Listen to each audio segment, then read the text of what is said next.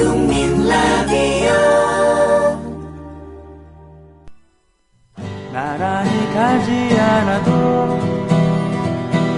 우리는 하나. 세상은 힘들게 해도 우리는 조합원. 우리는 하나.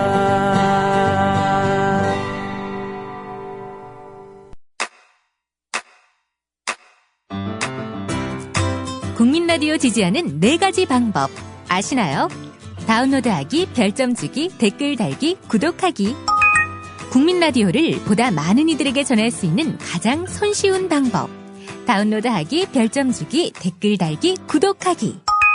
잊지 마세요. 다운로드하기, 별점 주기, 댓글 달기, 구독하기.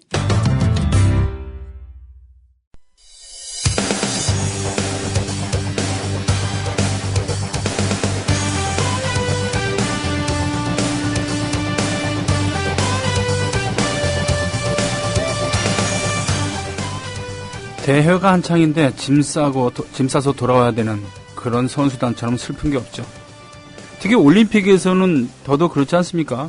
개막전에서 패한다면은 개막전 한 사람들은 개막식에도 참여 못해요. 예? 개막전을 준비해야 되니까. 그래서 남들처럼 폼나게 입장도 못합니다. 그리고 개막전에서 패하면은 바로 짐 싸서 돌아와야 되죠. 그래도 월드컵은 좀 덜합니다. 예. 아무튼 최동호의 스포츠당.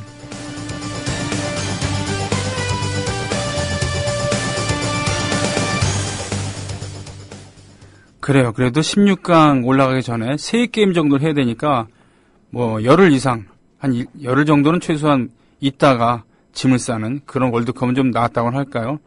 기껏 짐 싸갖고 고국에 계신 동포 여러분께 돌아오니까 엿새를 받았어요. 사상 초유의 일인데 1966년에 이태리 대표팀이 북한한테 진 다음에 그런 봉변을 당했다고 하기도 하고요.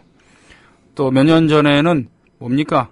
콜롬비아 선수가 자살골을 넣었던 콜롬비아 선수가 총격을 당해서 사망하기도 했습니다만 저는 그거보다도 가장 인상적인 그런 패자에 대한 세레모니는 트레제게인가요? 다비드 트레제게인가? 이 선수가 실축을 해서 어이없는 실축을 해서 프랑스 대표팀이 패하고 짐 싸서 돌아갔을 때 바로 프랑스 시민들이 트레제게를 연호하면서 감싸주었었던, 그리고는 트레제게는 동료 선수의 품에 안겨서 엉엉 울었던 그런 모습, 가장 감동적인 패자에 대한 그런 세레모니 중에 하나였다고 생각하는데 어떻게 생각하십니까? 오늘 인천공항에서 새벽에. 역시 대단하신 분들이에요. 이 LA발 인천공항 도착행이었었거든요. 새벽이었잖아요. 도착 시간은 4시에. 그리고 이제 입국장에 선수들이 나온 시각이 한 5시 50분 정도였다 그래요. 네. 그런데 200여 명 정도의 팬들이 몰려왔고, 대부분은 여성 팬들, 그러니까 네. 오빠 보려고 하는 지극정성 팬들이 왔고, 다음이나 이런 데서 이제 카페 하는 네. 분들. 카페의 그 제목도 재밌습니다. 너 때문에 졌어. 최근에 만든 카페겠군요. 그렇겠죠. 네. 근데 조금 그 오버했다는 느낌도 들죠. 이 특정인이라든지 이런 책임을 묻기 위한 제목인 것 같기 때문에. 네. 근데 그분들이 이제 홍민보 감독이 인터뷰하기 직전에 엿을 던졌다고 합니다. 네. 그 플랜카드에 근조, 한국 축구는 죽었다. 네. 라고 해서 이제 그분들은 제 말씀에 동의하지는 않겠지만, 네. 그러니까 나름의 이제 그 원인을 찾아내서 분발하라는 뜻으로 갔었겠지만, 대부분의 분들이 보기에는 이 감정풀이나 화풀이 이렇게 보지 않겠습니까? 저도 그렇게 생각합니다. 그렇죠? 예. 그리고 한국 축구가 죽지는 않았죠. 월드컵은 4년마다 한 번씩 또 열리는 거고요. 그렇죠. 그렇죠? 잘 준비하고 이번에 왜 안 됐는지 페인을 분석하고 하면 되는 거지. 월드컵 이번에 열리는 월드컵이 마치 뭐 세상의 전부인 양, 축구의 전부인 양 우리가 매달릴 필요는 없죠. 네. 열강은 하더라도 스포츠가 네. 그런 거 아닌가요? 예. 그러게 말입니다. 게다가 리그도 여러 리그가 있고 대회도 여러 대회가 있는데 물론 예. 가장 큰 대회긴 합니다. 월드컵. 근데 거기서 지금 이런 결과를 냈다고 저런 식으로 매도한다면은 짐 싸서 돌아간 스페인이나 예, 잉글랜드나 그런 전통의 명가들, 더군다나 스페인 팀은 지난번에 우승한 팀 아니겠습니까? 그렇죠. 네, 이런 팀들 같은 경우는 정말 국적 박탈을 하던가 뭐 이런. 예, 근데 참 재미있어요. 지켜보면은. 예. 그러니까 이 16강에 탈락해서 일찌감치 보따리 산 친구들. 네. 이제 집으로 다 돌아갔잖아요. 근데 이 각국의 그 국민들의 이 그 성향에 따라서 네. 또 이 분위기도 달라지고 있거든요. 그래요? 예. 궁금하네요, 그거. 우리는 제가 보기에는 매번 그랬지만 이제 그 화풀이, 분풀이가 좀 더 진행이 돼야 될 것 같습니다. 예. 왜냐하면 이제 그래서 희생양을 만들어내죠. 뭐 박주영 선수 또는 이 홍명보 감독. 예. 근데 홍명보 감독 누가 생각하더라도 이 홍명보 감독의 이 논란이 없어지려고 하면은 홍명보 감독이 이 아시안컵까지 감독을 더 간다. 아니면 지금 사임하고 새로운 감독을 구한다. 이 네. 결정이 빨리 나야지 이게 잠잠해지잖아요. 네. 근데 우리는 그게 매번 늦어요. 매번 듣습니까? 예. 아니, 빠르던데, 지난번 98년도인가 월드컵 때는 차범근 감독을 현지에서 행하지 않았습니까? 좀 특수한 케이스였었죠. 어떻게 예. 특수한 케이스였고. 난 그거 진짜 황당해갖고, 정말. 그때 이제 조중현, 그 당시 이제 그 전무. 예, 그분이 이번 이 브라질 월드컵까지 좀 나쁜 영향을 끼쳤죠. 이 조광래 감독 했다가 중간에 자른 축구협회 내 장본인이 조중현 회장이었었으니까요. 맞아요. 그러니까 히딩크 감독, 그리고 허정무 감독, 이분들 같은 경우는 꽤 오랫동안 임기를 보장을 받고, 예. 그리고 자신이 구상한 바를 지원을 받아서, 축구협회 지원을 받아서 펼칠 수 있는 그런 조건이 됐었어요. 그렇죠. 예, 그러나 지금 홍명보 감독까지, 감독이 세 번째 감독이었죠, 이게 아마? 세 번째 보통? 감독이죠. 조광래 감독 이후에 최광희 감독. 예. 근데 이 최광희 감독 임명할 때까지 조중현 그 회장이 있었었는데, 네. 최광희 감독이 일찌감치 선언을 했습니다. 그건 그 당시에 있었죠. 저도 굉장히 그 반대를 했었었는데 뭐냐면은 나는 대표팀을 맡는데 임시 방편으로 아시안컵까지만 다 맡겠다. 그 예선 통과까지만 맡겠다. 네. 라고 조건을 건 걸 우리 모두가 다 알고 있잖아요. 네네. 그러면 선수들이나 감독 입장에서 동기부여가 되겠습니까?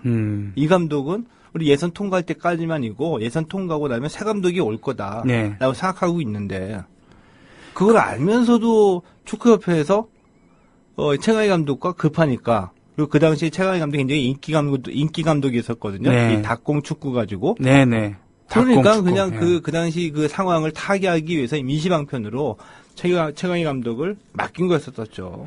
결국은 지금 그 감독 개개인, 선수 개개인 이런 것이 아니라 그 축구협회를 가지고 좀 얘기를 해야 되겠구나라는 분위기로 지금 말씀하시고 계시네요. 근데 그죠? 그게 그럴 수밖에 없어요. 네. 왜냐하면 이 월드컵이 일종의 축구 전쟁, 뭐 실제로 우리가 그냥 표현하는 뭐 전사라는 말은 좋아하지는 않는데 네. 축구 전쟁이란 말은 이 각국의 그 세계 대부분의 나라들이 자존심을 걸고 월드컵에서 축구를 통해서 경쟁을 하잖아요. 네네. 그러니까 그 나라의 이 월드컵은 축구 전력의 총합이다라고 볼 수가 있죠.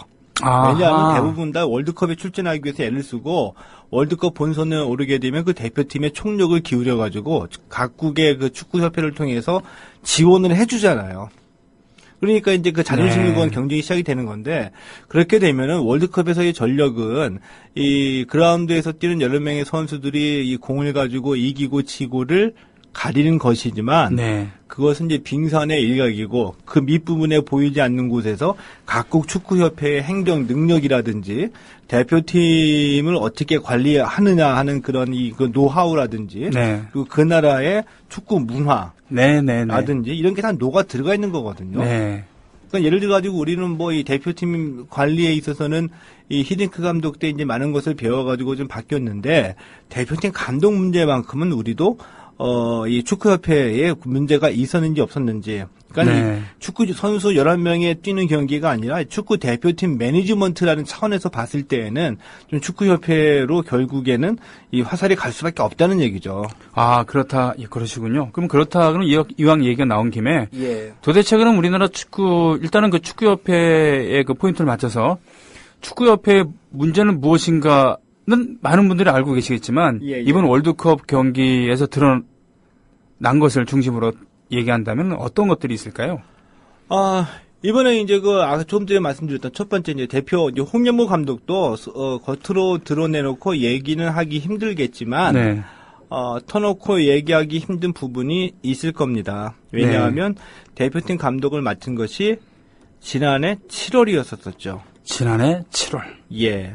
1년이 안 됐습니다. 예. 근데 협회에서 차출을 한 거였었죠. 급하니까. 그러니까 다음 러시아 2018년 러시아 월드컵 정도의 홍명보 감독을 데뷔시키려고 했었었는데 네.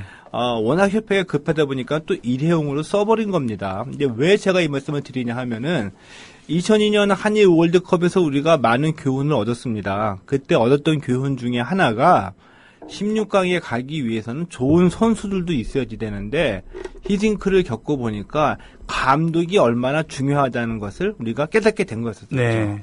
그래서 그때 우리가 그 축구계에서 이루어진 이 컨센서스 중에 하나가 우리도 감독을 키우자. 였었거든요. 우리는 명감독을 한번 만들어내보자. 네. 그러면은 이 세계 축구의 흐름도 발견이 되고, 그 다음에 이제 그때 이제 그 당시 얘기 나오는 스포츠 과학이라든지 이런 것까지 하려고 하면은 젊고 스마트한 인물을 골라야지 된다. 네. 그래서 그 당시까지 있었던 허정무, 차범근 이 정도까지는 너무 연배가 높고, 네. 그 밑으로 보자. 네. 누구냐? 했더니, 홍명보로 이제 낙점이 된 거였었죠. 그렇습니다. 그 선수 시절에 수비를 지휘하면서 그 넘치는 카리스마와 경기 전체를 볼 수 있는 그런 눈, 그리고 풍부한 실전 경험까지 있었죠. 그리고 우리가 흔히 얘기하는 지금은 너무나 값싼 단어가 되어버렸지만 이 카리스마가 있는 선수인 것은 틀림이 없었잖아요. 그렇죠. 자기만 잘하는 그런 선수가 아니라 그의 말이라면 명보형 얘기를 하면은 들어줄 수 있어라는 그런 분위기. 네. 그래서 이제 홍명보를 기획 상품으로 만들어 가는 겁니다. 네. 어떻게 해야 될까요? 연수를 보내주고, 그리고 감독으로 곧바로 올리기 전에 이제 그 연령별 대표팀 감독과 코치를 맡아가지고 경험을 쌓게 해주죠. 18세, 19세를 거쳐가지고 2006년 독일 월드컵에서는 코치로 갔다 오고요.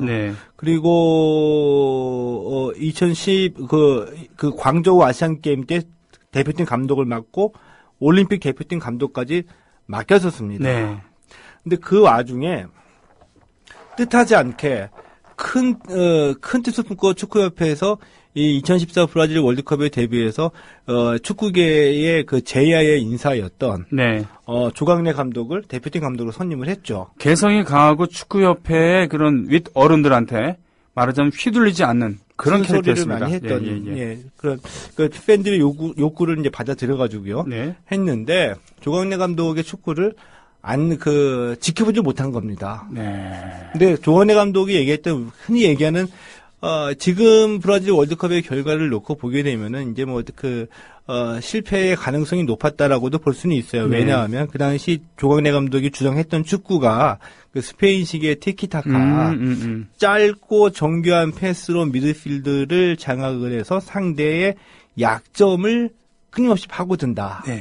그래서 이제 그때 선수들이 표현했던 만화 축구라고도 얘기했었고요. 근데 조광래 감독의 축구가 현실화가 되면은 굉장히 좋지만 우려의 목소리도 많이 있었었죠. 왜냐하면 그동안 우리는 미드필드 중심의 축구를 해온 것이 아니라 스트라이커 중심의 축구를 해왔잖아요. 그래서 어렸을 때부터 우리가 이제 그 인프라가 좋지 않기 때문에 잔디 위에서 어렸을 때부터 공 차고 패스하던 친구들은 스페인식의 이런 그 티키타카가 가능하지만 우리는 그렇지 못한 환경에서 자라난 대표 선수들이 어느 갑자기 다 커가지고 짧고 정교한 패스 연습한다고 될 리가 없잖아요. 그렇습니다. 보통 이제 잉글랜드 축구 전통적인 축구 방식인 깊숙이 찔러주면은 거기서 이제 승부를 보는 그런 다행인지 불행인지 모르지만 우리나라에는 그 대형 스트라이커가 그 계보들이 있었어요.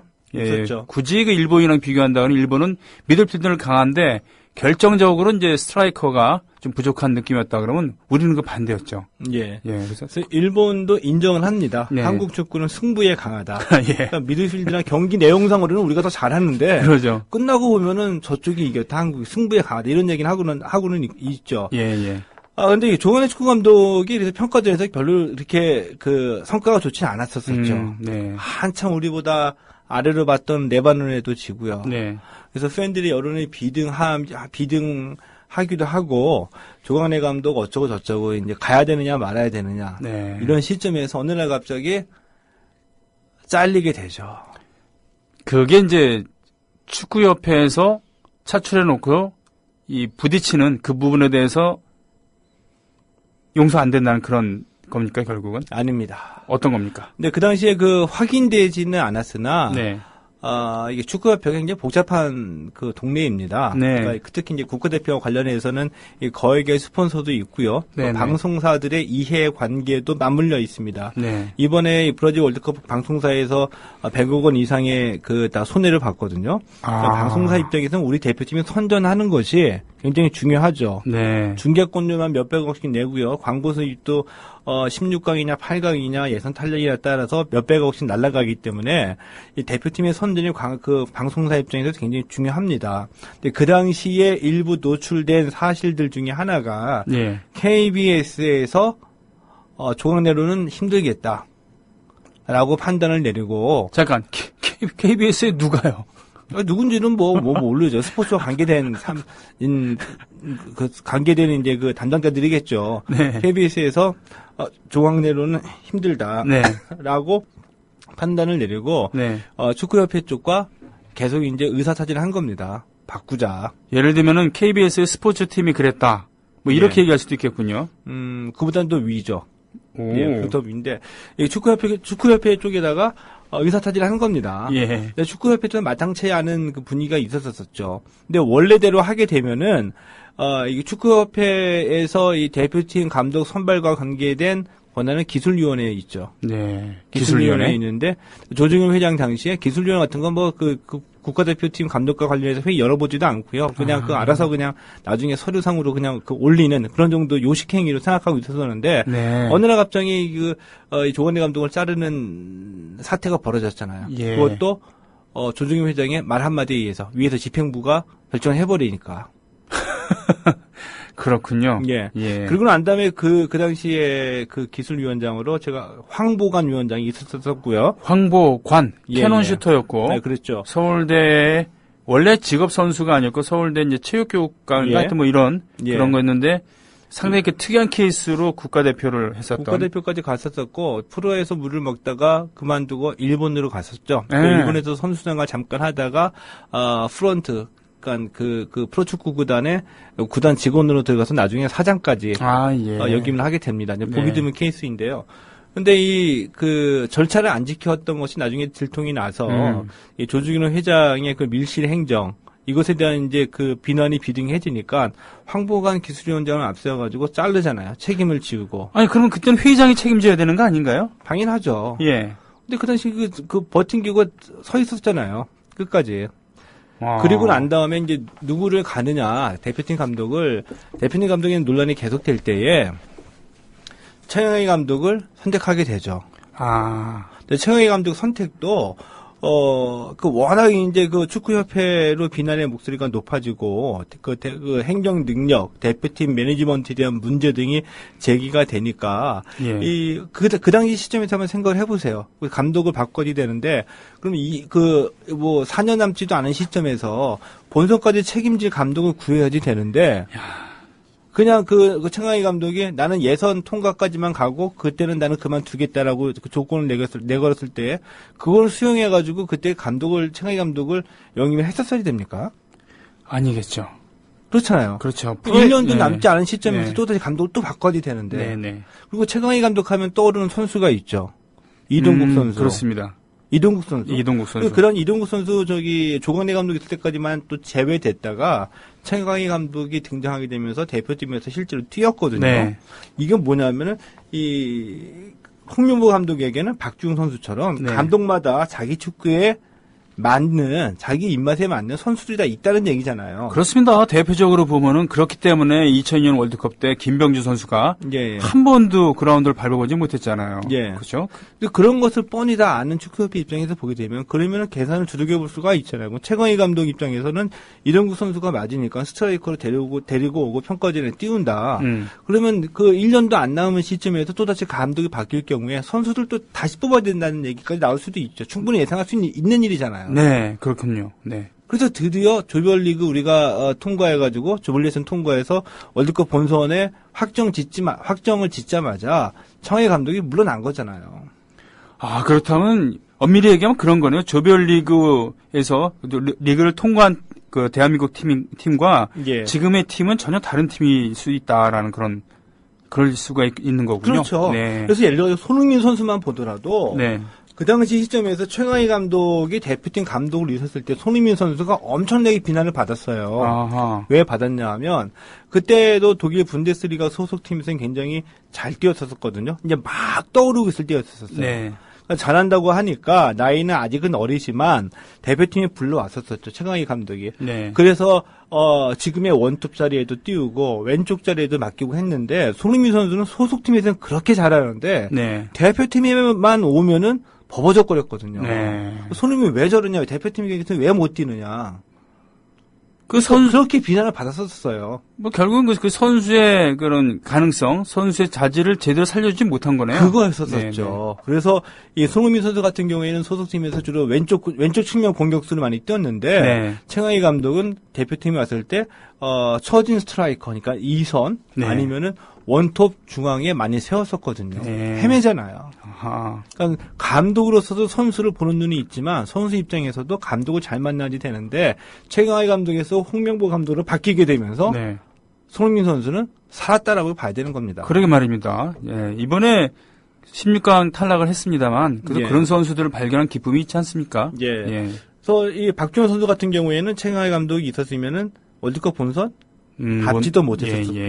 이렇게 감독에 따라서 이렇게 선수가 많이 바뀐다는 건 누구나도 인정을 할 수 있는 얘기죠. 네. 그러니까 1년 전, 지난해 7월에 그때의 그 동아시안컵인가요? 아마 그 홍명보 감독이 대표팀 감독이 오르자마자 네. 4개국 대회 출전해가지고 이제 선수를 다 검증하고 K리거 좀 될 만한 선수 있으면 다 불러다가 하게 되면서 성적이 이제 안 좋았잖아요. 네. 그러면서 선수들 추리고 해가지고 이제 간 거였었는데 이런 속사정을 예를 들어가지고 홍명보 감독이 터놓기는 힘들잖아요. 시간이 너무 없었다. 네. 그러니까 이 구자철 선수는 일부 시간이 부족했다라고 얘기는 했었거든요. 인터뷰에서. 네. 근데 감독 입장에서 그런 얘기 하긴 쉽지는 않잖아요. 그렇습니다. 예. 예. 그렇게 얘기한다는 것은 그래서 그거 알면서 너 맡은 거 아니냐. 무슨 웬 책임 회피냐라고 비판할 수도 있는 거니까요. 그죠? 예, 그렇죠. 네. 그리고 이제 홍명보 감독이 너무 이제 그 실패를 모르고 자라났죠. 예를 들면 그 스스로 말한 것, 스스로 자기의 그 동굴에 갇혀 있었던 겁니다. 아하. 제가 봤을 때 뭐냐 하면은 원리 원칙에 관한 굉장히 그러니까 그 박주영 선수에 관한 논란이 일어나기 전까지 네. 굉장히 원칙주의자였었어요. 홍명보 감독이. 네. 그리고 예를 들어 가지고 기자들 입장에서는 취재하기 어려운 감독이었었고. 예. 왜냐하면 다른 감독들은 기자들한테 기사 한 줄 더 좋게 나기 위해서 이제 신경 안 쓸 수가 없거든요. 아하. 홍명보 감독은 기사 한 줄 더 좋게 나기 위해서 쓰려면 쓰고 말려면 말아라. 하고 싶은 말은 내가 하고 듣기 싫은 말은 안 듣겠다. 예를 들면 이런 게 굉장히 강하게 있었거든요. 예. 이랬었는데 원칙주의자의 이미지가 강했던 홍명보 감독이 박주영의 발목에 잡히게 되죠. 네. 근데 왜 박주영의 발목에 잡히게 됐냐? 전 두 가지 정도가 있다고 보거든요. 뭐냐면 하나는 원래 이 스트라이커가 감독 입장에서 봤을 때 마약이에요. 마약이다. 예. 왜 마약이냐 하면은 감독마다 자신이 선호하는 스타일이 있죠. 예. 예를 들면 최광희 감독은 이동국이다. 홍명보는 박주영이다처럼. 근데 부진해도 스트라이커는 어차피 이 전후반 90분 동안에 89분 헤매더라도 마음에 안 들어도 어쩌다가 종료 1초 전에 골 하나 넣게 되면은 맞아요. 그거를 그냥 살아나는 거거든요. 그렇죠. 그럼 89분 동안 마음에 안 들어. 엄청나게 못해. 마음에 네. 안 드는데 마지막에 골 하나 넣었다고 그냥 마음이 그냥 살살 녹는 겁니다. 그냥 네. 그때 하는 얘기가 이 맛에 내가 감독한다. 예를 들면 이런 정도로. 예. 근데 오랫동안 지켜봤을 때 내 스타일이고 나의 선수인데 얘가 골을 넣을 수 있는 충분한 포텐셜은 있다. 있다라고 머릿속에 한번 들어가잖아요. 네. 그거를 극복하기 쉽지 않다는 거죠. 그렇군요. 지금 오늘 경기 못하고 어제 경기도 못했다. 근데 지난 4, 5년간 내가 지켜본 게 있는데 포텐셜이 있다. 얘는 언젠가 터진다.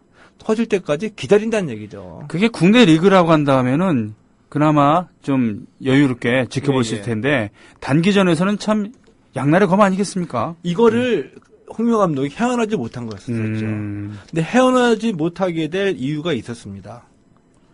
어떤 이 감독, 홍명보 감독 본인이 스스로 극복하지 못한 이유라고도 볼 수가 있는데요. 우리가 1차전 러시아전이 있었었고요. 2차전은 알제리전이 있었잖아요. 이제 이미 1차전 개막하기 전서부터 박주영이 선발이냐 아니냐, 박주영을 왜 넣느냐. 네.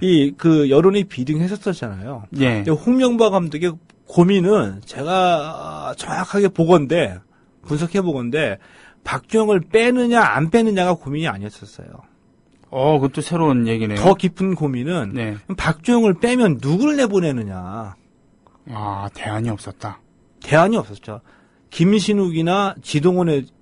이근호에 대한 확신이 없었다는 거예요. 없었다. 얘네들보다는 그래도 지금 헛발질이지만 박주영이 낫다. 박주영의 대안에 대한 자신감이 없었다는 얘기예요. 몇 달 전에 얘기를 하면서 그 박주영 선수의 선발 이것에 대해서 너무 말들이 많은데 이것은 감독의 권한이고 감독의 스타일이 있는 것이기 때문에 존중해주자. 네. 그렇게 이제 결론을 내리셨고요. 저는 그게 그 말씀입니다. 예.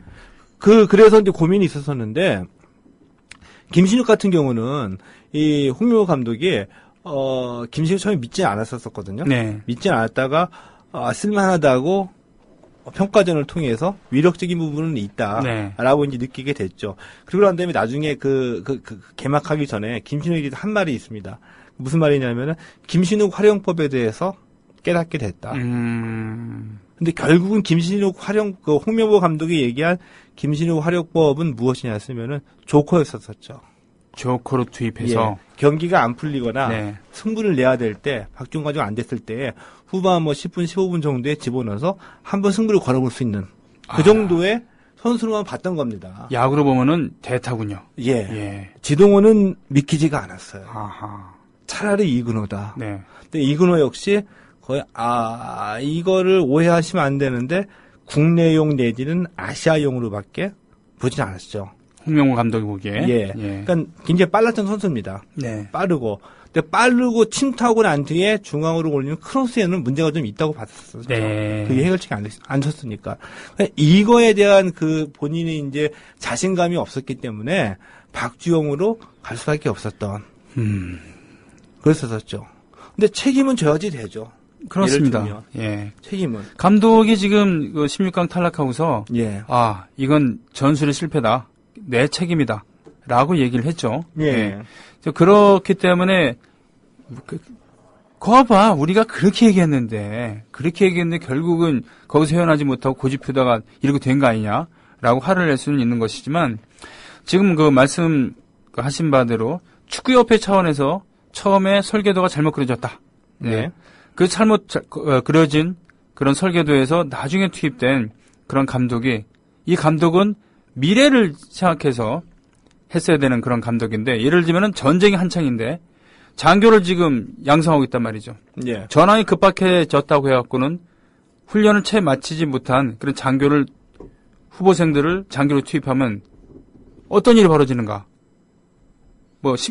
심하게 얘기하면 이런 좀 느낌이 좀 들거든요. 들죠. 예, 매우 유망한 장교 후보생인데 아직은 좀 덜 익었는데 말이죠.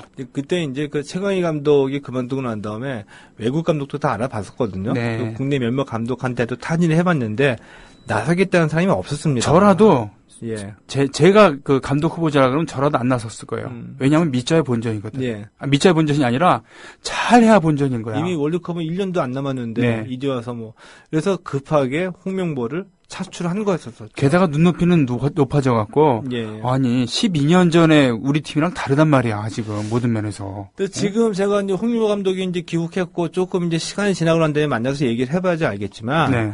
제 분석으로는 홍명보 감독이 이 조건을 두 가지 정도 내걸었거든요. 아 예. 하나는 뭐냐면은 전권을 달라 맡게 되면 네. 그리고 내 임기는 어디까지 보장할 거냐라고 음. 타협해서 이번에 그 내년 1월에 열리게 되는 아시안컵까지 보고 네. 아시안컵까지 성적이 좋으면 계속하자. 네. 다음에 4년이다. 네. 라고 이제 가서 갔죠.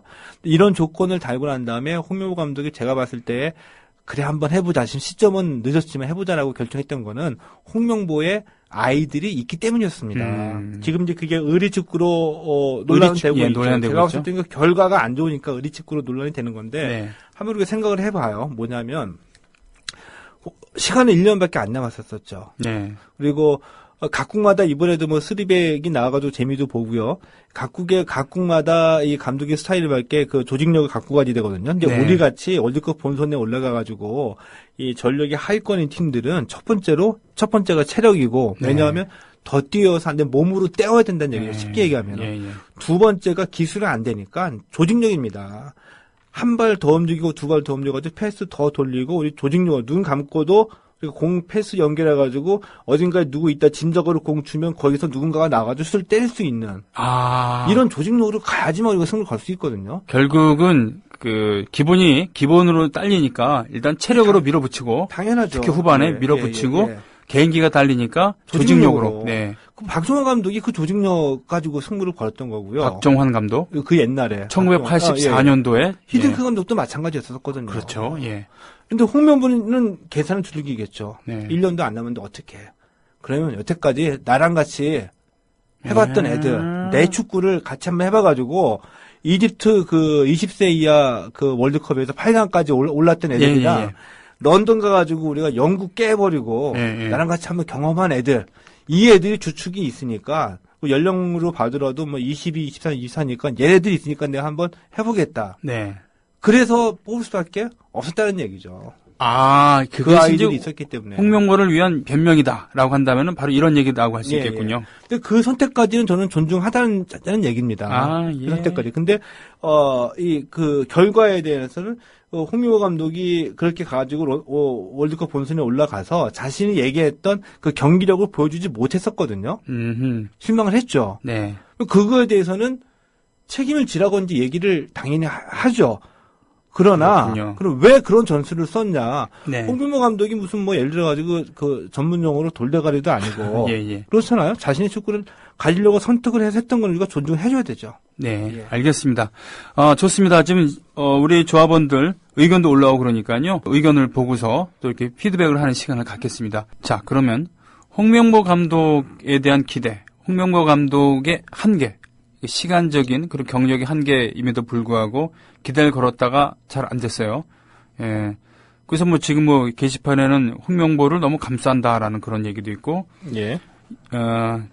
이명주와 남태를 굳이 제외시키고 박주영과 윤석영을 고집한 것은 지연과 인맥으로 국가대표팀을 운영했기 때문이다. 근데 최동호 선생님께서 말씀하신 건 큰 지연과 학맥이 아니라 조직력으로 승부 보려고 했었던 그런 감독의 구상이었다. 그 지연과 이 말씀을 많이 하시는데 일단 기본적으로 저는 홍명보 감독을 굉장히 싫어했던 사람입니다. 그러니까 인간 홍명보를 싫어했던 것이 아니라 네. 홍명보가 그러니까 그 기획상품 감독으로 경력이 관리되어지는 과정은 홍명보 감독이 낙점을 받을 때는 그 어느 정도 그 학연이 있었었거든요. 여기에 저는 상당히 반감을 갖고 홍명보 감독 때문에 숨은 곳에서 눈물을 흘려야 됐던 감독들이 그 당시에 있었습니다. 저도 이광종 감독이 그랬고요. 이광종. 예, 이광종. 이광종. 지금 이제 예. 그 아시안 게임 대표 청소년 대표 감독 예를 들면 이런 걸 보면서도 굉장히 이제 분개하고 그래서 홍명보 감독에 대해서 인간 홍명보가 아니라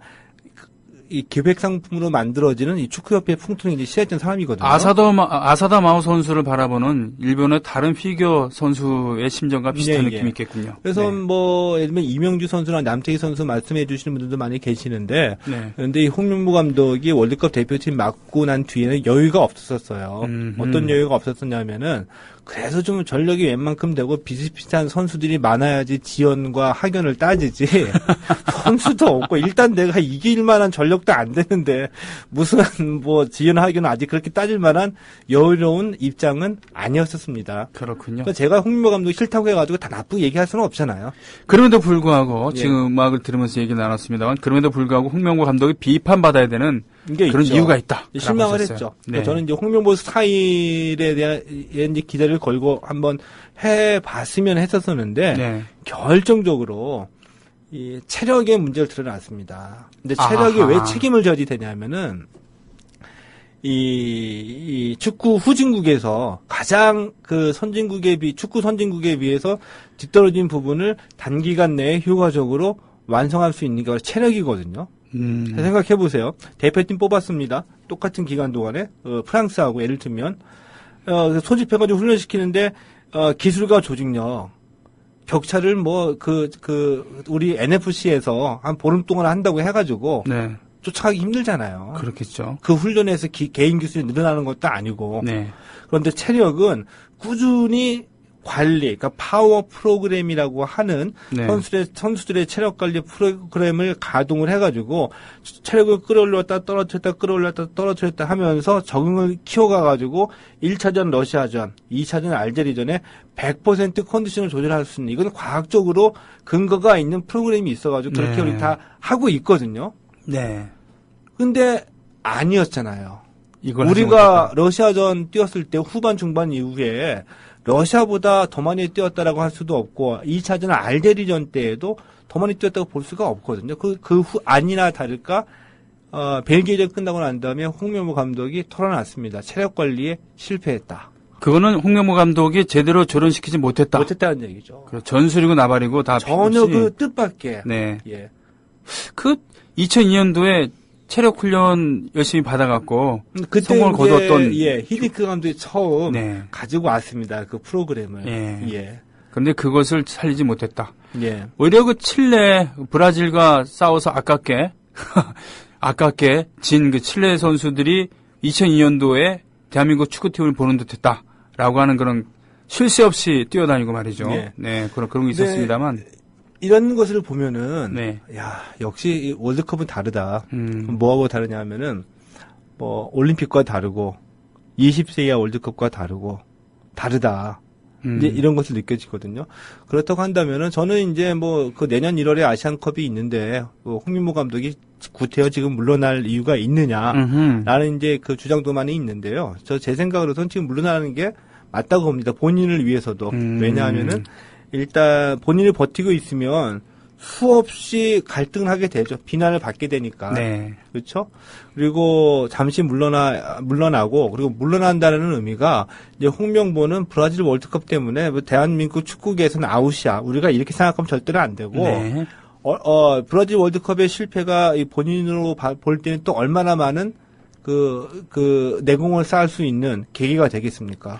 홍명보 감독으로서는 축구 인생에 어떻게 보면은 그 제대로 찾아온 좌절의 경험이겠네요. 좌절의 경험이기도 하고 본인이 훌쩍 한 번 더 뛸 수 있는 성장의 계기도 되겠죠. 네. 그래서 지금까지 축구 인생을 되돌아보면서 눈물 젖은 빵을 한번 먹어보고 3, 4년을 보내면서 훌쩍 커버린 홍명보가 네. 대한민국의 또 자산이잖아요.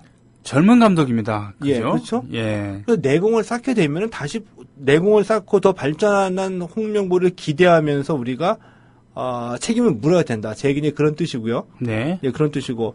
그리고 아시안컵 가지고 이제 1월이라고 하는데 6개월 정도 남았기 때문에 또 많은 분들이 이 대표팀을 준비할 시간이 모자르다. 선수 파악할 시간도 없다라고 얘기를 하잖아요.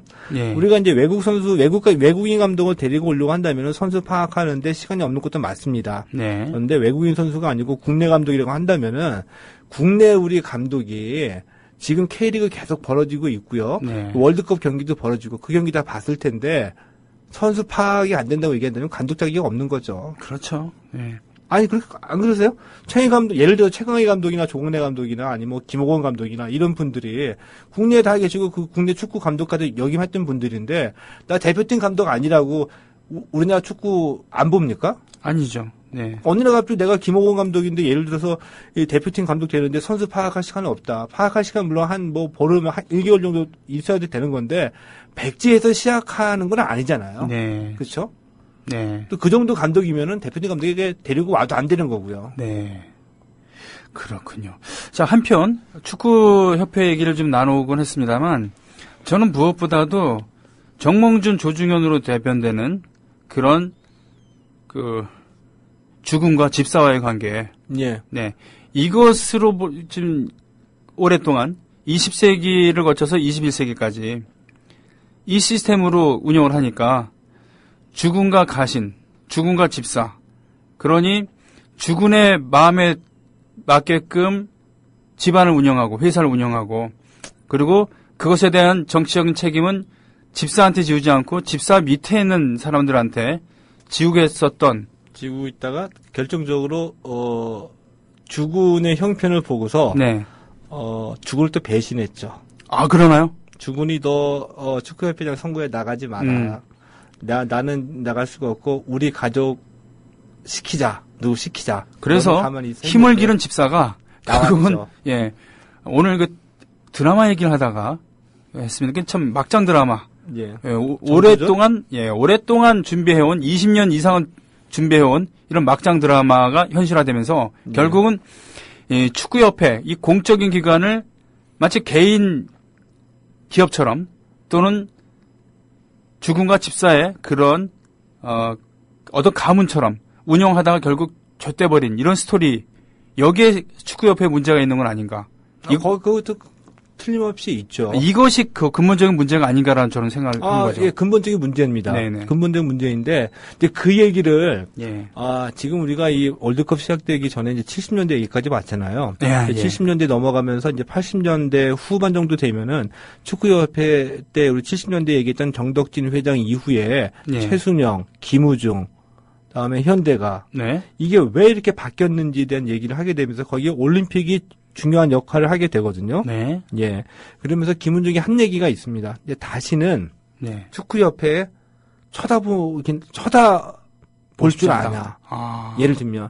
왜냐하면 뭐 해주겠다고 돈 주겠다고 하더라도 계획서 하나, 기획안 하나 제대로 써가지고 오는 놈이 없더라. 협회에서 예. 실무자들이. 예. 즉 선수 출신들을 예. 위주로 돼 있었던 실무자들이 말이죠. 예.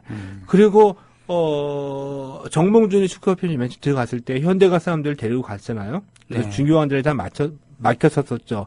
그 시점에서는 그게 맞다였습니다. 예. 그렇게 했었어야지 돼요. 왜? 기획안 하나 제대로 쓸 줄 아는 자가 없었었거든요. 네네. 회계관리 장부 하나 제대로 작성도 못했었고 정몽준이 들어가지고 누굴 믿고 하겠습니까? 그래서 현재 사람들 데리고 왔었죠. 그러면서 그 당시 시점에서는 축구협회가 바뀌었다.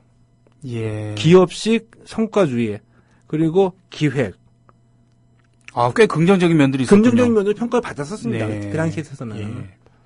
예. 예. 그러나 그 당시가 그랬던데 회사를 창업할 때 창업공신들이 예. 회사가 성공을 거두고 제대로 안착했을 때는 이 손은 물러나줘야 되잖아요. 그렇죠. 네. 거기에서 왜 그러면은 그 조중현이라는 인물이 그 아까 말씀하신 주군과 집사의 관계에서 발탁이 돼가지고 승승장구할 수 있었었고 네. 왜 그것이 용인될 수밖에 없었었는지 네. 이것이 이제 바로 그 배경이고 역사이잖아요. 네. 그것을 보면 그런 역사 속에서 바로 이제 축구 문화나 조직 논리가 생기게 되고 그것이 나중에 결국에는 월드컵에서의 우리의 그 성적의 한계를 짓게 된다. 아. 왜냐하면 감독도 내 마음에 안 들면 자르고 네네. 뭐 KBS에서 뭐라고 하면 자르고 스폰서에서 좀 싫어하면 자르고 왜냐하면 축구가 위에 있는 것이 아니라 그 대표팀 감독이나 대표팀 성적보다도 이 축구협회를 지탱해주는 그러니까 나의 지지 기반이 되는 스폰서와 방송사의 눈치를 먼저 보게 되기 때문에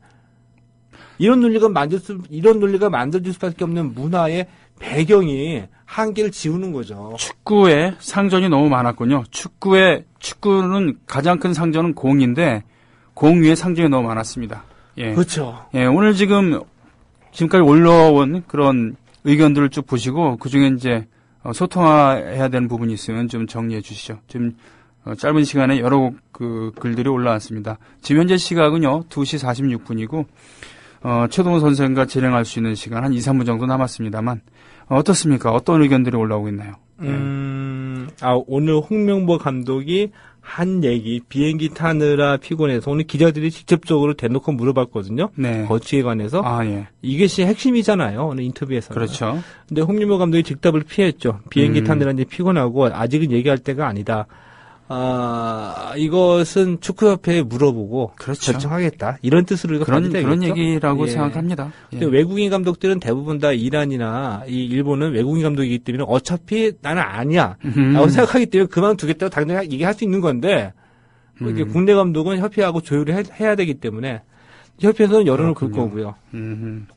하긴 일본 대표팀 같은 경우는 더 비극적이죠. 그 현지에서 제대로 된 해산식도 하지 않고 그냥 찢어지고 혼다파와 반혼다파 그리고 중간파로 나뉘어서 지리멸렬했었다. 그래서 4강을 바라봤었습니다만 16강 오르지도 못하고 혼다 선수 같은 경우는 일본 국내에 들어오지도 않고 바로 현지에서 휴식을 취한 다음에 리그로 복귀하겠다라고 하는 이런 얘기도 있고 그런데 우리는 그 정도는 아니니까 이거 참 위안을 삼아야 되나. 근데 일본하고 우리는 확실히 달라요. 네. 일본은 벌써 그 후임 감독 얘기 이름까지 나오고 있거든요. 근데 확실히 준비하는 거 보면은 달라요. 그리고 일본은 일단은 뭔가 하는 것 같아 보이잖아. 결과가 안 좋아서 그렇지. 그렇죠. 우리는 마지막에 후딱 해가지고 하여튼. 너무 결과가 안 좋으면 모든 게 좋다라고 하는 실전에 강하면 돼라고 하는 너무 그런 실용적인 관점이 강하다 한다면 그러고 보면 참 일본이랑 대한민국이랑 장점들을 섞어 놓으면은 참 좋을 텐데. 예? 선수 구성도 그런 그렇고. 아쉬움이 좀 있죠. 네. 자, 또 반영해야 될 그런 의견은 없습니까? 없으면 정리를 하고요. 예, 알겠습니다. 자, 이 최동호 선생께서 여러분들의 의견을 쭉 이렇게 보시고, 결국은 홍 감독에 대한 그런 얘기, 또 축구협회에 대한 얘기를 중심으로 오늘 얘기를 나눴습니다. 거기에 개개 선수들 같은 경우는 개개 선수들의 플레이는 결국은 그 조율에 따라서 또 용병술에 따라서 달라지는 거니까요. 거기에, 한 가지 좋은 점이 있다고 한다면, 그 젊은 선수들, 예. 더 정확히 얘기하면 어린 선수들, 이 어린 선수들이 그 각자의 그 영역에 성장을 해서 4년 뒤에는 훌륭한 모습을 보여줄 수 있을 거라는 그런 희망, 네, 이런 것을 이제 저는 갖고 있겠습니다. 예. 저는 모르겠어요, 그거는. 그러세요? 그건 또 이제 아름다운 마무리로 가는 거죠. 방송에서 흔히 얘기하는. 저는 다른 나라 축구 선진국은 유망 좀 없나요? 저는 낙관주의자이기 때문에. 근데 솔직히 예. 말씀드리면 예. 지금 아시아 축구가 이번에 다 몰라 그랬잖아요. 예. 이건 분명한 것은 체력 조건도 있겠지만 이러저러하게 지금 다른 나라 축구, 특히 이번에 개최국인 그런 중남이라던가 또는 영원한 어떤 잠재력을 갖고 있는 아프리카 축구들 이런 성장세나 잠재성에 비해서 아시아는 참 좀 열악해요. 저는 이거 일종의 통과 의례라고 보는데요. 네. 우리는 일본보다 조금 더 앞섰었고 뭐냐면 경험을 일찍 했다는 얘기인데 네. 그 축구를 발전시키기 위해서 제일 먼저 하는 게 돈 주고서 외국인 감독 데리고 오잖아요. 그렇죠? 근데 그렇군요. 외국인 감독 데리고 와서 재미를 보더라도 이 외국인 감독을 데리고 온 효과에 그치지 않고 그들이 남긴 것을 받아들여가지고 자기 걸 만들어야 되거든요. 네. 일본을 보세요. 아직 흉내만 내고 있죠. 그렇죠? 아름답고 깜찍하고 예쁜 축구 지금 안에서 미드필드에서 주고받고 그렇죠. 그러다가 이게 자기네들하고 최고 비슷한 애들 만나가지고 공 차면 잘하는데 무지막지하게 피지컬로 밀어붙이는 애들 만나면 그 잘했던 패스가 네. 보여지지 않는 얘기입니다. 그렇구나. 예. 이란이랑 중동, 카타르는 월드컵 유치로 그러고 난 다음에 돈 써가지고 지금 한창 유럽 축구 흉내내고 그대로 받으려고 하고 있거든요. 우리는 뭐냐? 우리는 일찌감치 히딩크 후에 몇 번 시행착오 겪고 난 다음에 우리 거 좀 만들어야지 되겠다 이런 생각이 좀 들기 시작했습니다. 네. 들기 시작해가지고 지금 막 가려고 하는데 이번에 그 월드컵에서는 축구협회의 그 감독 세 차례 가는 와중에서 바뀐 거였었죠. 만약에 이제 홍명보 감독 편드는 게 아니고요. 네. 한 2년, 3년 정도 시간을 봐가지고 홍명보 감독이 조련했다. 네. 근데 이런 식으로 가진다는 겁니다. 그러니까 홍명보이든 아니든 간에, 히딩크의 경험 받아들이고, 일본 경험 받아들여가지고, 좋은 것만 빼서 우리 것을 만들어가지고 가야 된다는 얘기죠. 알겠습니다. 예. 최동훈 선생과 함께한 스포츠당 오늘 월드컵이 남긴 것에 대해서 이러저러한 이야기를 나눴습니다. 다음 주에 뵙겠습니다. 예, 고맙습니다.